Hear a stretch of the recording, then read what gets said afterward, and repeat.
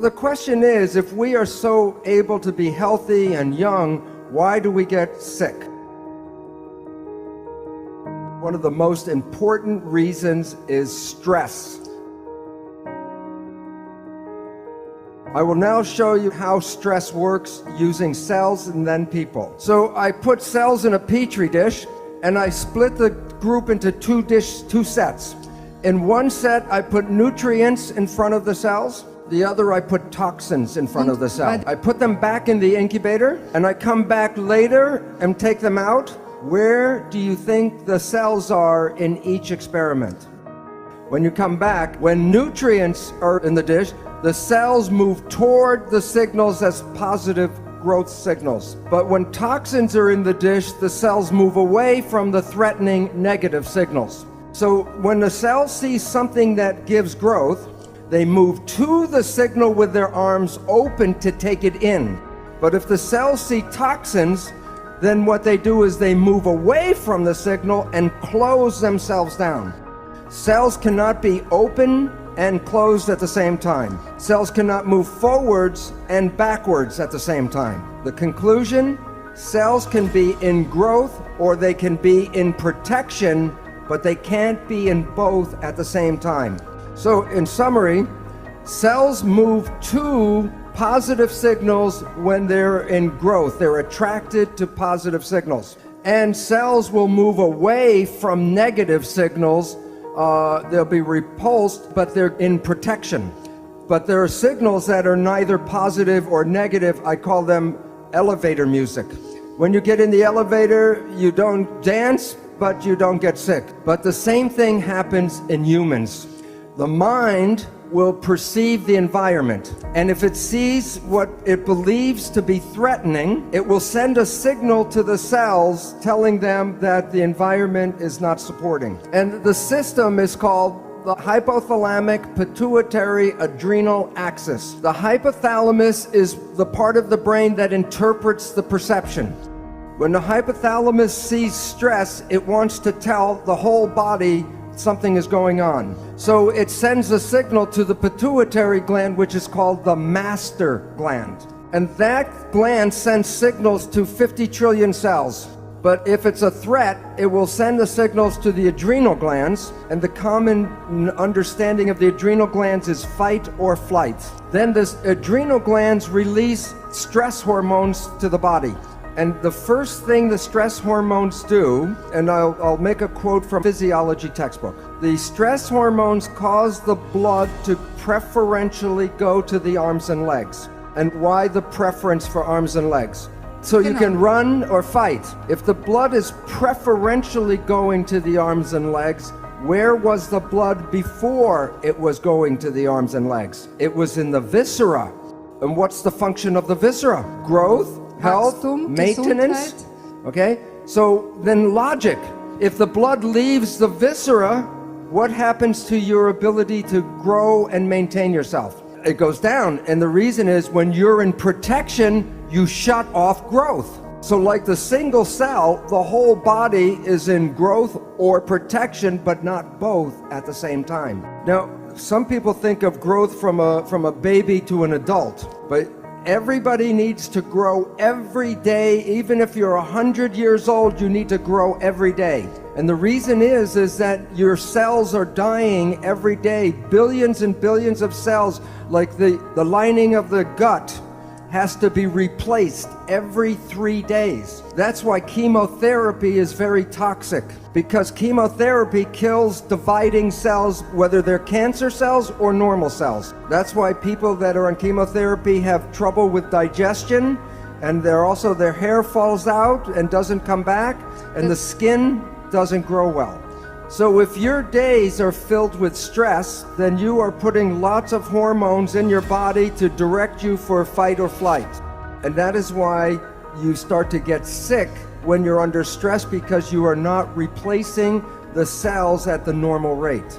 Okay, now there's another important effect about stress. When the hormones go from the hypothalamus to the pituitary and then to the adrenal gland, it releases the stress hormones. As I said, the stress hormones cause the blood to go from the gut to the periphery because the hormones squeeze the blood vessels in the gut closed. And the function of the stress hormones is to take the energy of the body and get it all to run and fight.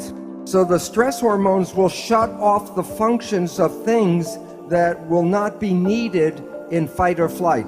One of the most important uses of energy in the body is the immune system. And now think of this, the logic.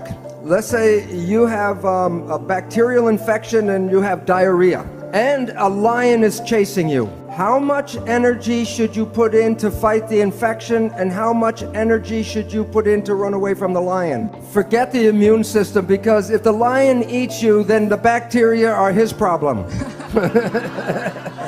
So the issue is this: stress hormones shut off the immune system.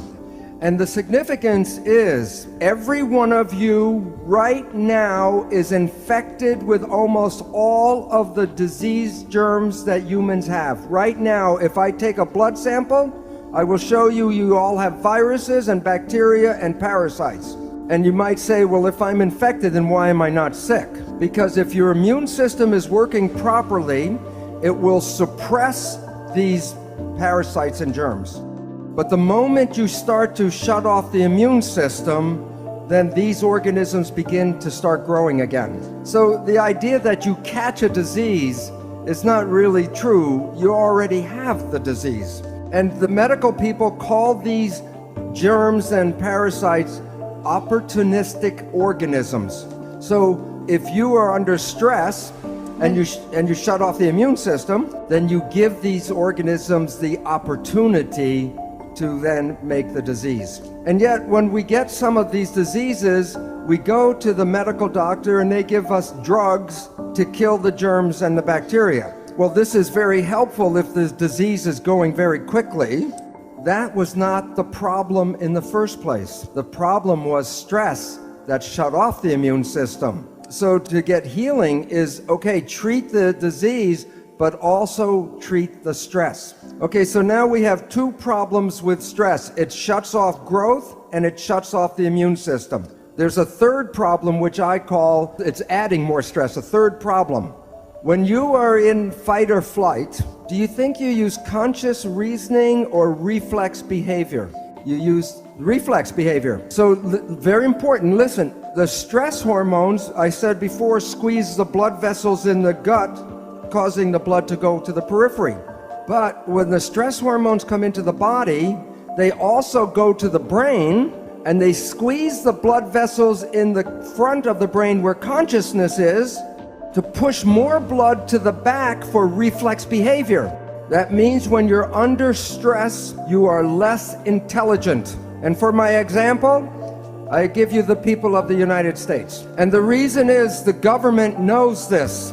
And ever since 9/11, they keep in the media, the newspaper, the television, more stress, and the result is very important. And the importance is this: since 9/11, every year, the pharmaceutical companies have made 20% more profit every year. In 5 years, 100% more profit in selling drugs. So it's important to realize that stress affects you in many different levels, but all of them result in shutting down your life. Now, the issue is, when we are in this direction in protection, we shut off growth, and that's when illness starts. So when we're on this side of the scale, protection leads to disease, and growth leads to wellness. And I said, well, what causes this disease? And the answer is stress. Now, here's the problem that people do not realize. If I just remove the stress from my life, where am I on the scale? It's 0. If you want wellness, it's not just the absence of stress. You need the joy and the love to go to growth. So if you're in the middle place, you're not in real growth and real health. So stress alone is not the problem. It is what we need is more love and life and happiness.